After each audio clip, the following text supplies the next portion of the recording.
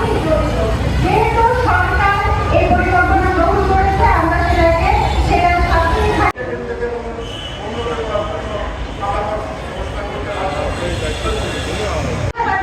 সেবার মান নিশ্চিত করে দিব। আমাদের এই অফিসে আমি লক্ষ্য জনগোষ্ঠী, আমরা সেবার মান ৯৮ সাল থেকে আমাদের যাত্রা শুরু করেছিলাম। ৯৮ বছরের যে শিশু আজকে ২৮ বছরের যুবকে পরিণত হয়েছে, তার অনেক সাফল্য আছে। বাংলাদেশকে আমরা পোলিও মুক্ত করেছি, আমরা কোভিডের টিকা দিয়েছি, আমরা হামরুবেলার টিকা দিচ্ছি।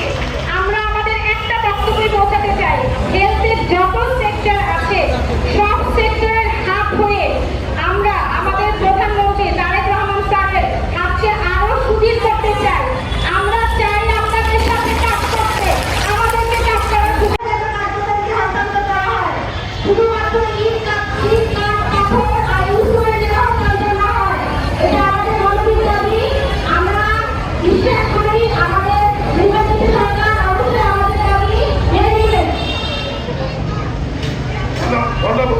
এবং প্রিয় ভাইরা, আমাদের এই আন্দোলন সংগ্রাম কমিটি সম্মানিত প্রধান উপদেষ্টা জনাব ইউনূস সালিম ভাই আমাদের মাঝে উপস্থিত আছেন। আমি সেন্ট্রাল কমিটির সম্মানিত সদস্যদেরকে আমাদের সামনে আসার জন্য সবাই থাকতে চাই। আমাদের বিল্ডিং নয়, শুধু যারা ভাড়াবাড়িতে থেকেও এই সার্ভিসের সাথে যুক্ত আছি, সকলে ৪৩৮২ জন সবাই প্রত্যেককেই সরকারের সাথে থেকে স্বাস্থ্যসেবার মান নিশ্চিত করতে চাই। ধন্যবাদ।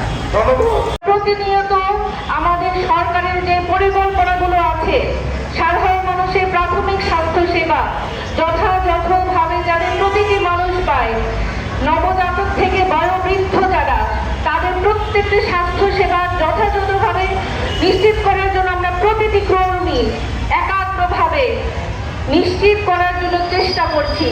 এই নিশ্চিত করার জন্য আমাদের সবারই পরিশ্রম, সবার একাগ্রতা এবং সবার যে কর্মচাঞ্চল্য এবং কর্মস্পৃহা, আমাদের সরকার যেন অবশ্যই আমাদের এই মূল্যায়ন করে। তারা হলে আমাদের কর্মস্পৃহা যেমন কমে যাবে, ঠিক তেমনি আমাদের নাগরিকদের প্রতি আমাদের যেই দায়িত্ববোধ, সেটা আমরা মূল্যায়নটা কোথায় পাই। আমরা চাই ধৈর্য সহকারে রাস্তায় আছি। আগামী দিনে আমাদেরকে কঠোর করতে বাধ্য করবেন না। আমরা ঘরে থাকতে চাই, আমরা আমাদের ক্লিনিকে থাকতে চাই, আমাদেরকে রাস্তায় নামাবেন না।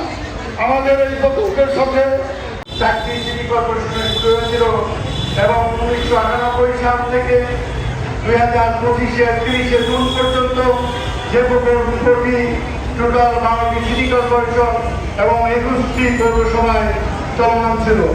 আপনারা জানেন ১৯১২ সালে বিগত সরকার সম্পূর্ণ উদ্দেশ্য প্রণোদিতভাবে আমাদের বগুড়া, ভাগলপুর এবং সাভার পৌরসভাকে সমস্ত অন্যায়ভাবে প্রকল্প থেকে উদ্দেশ্য প্রণোদিত বাদ দেয়।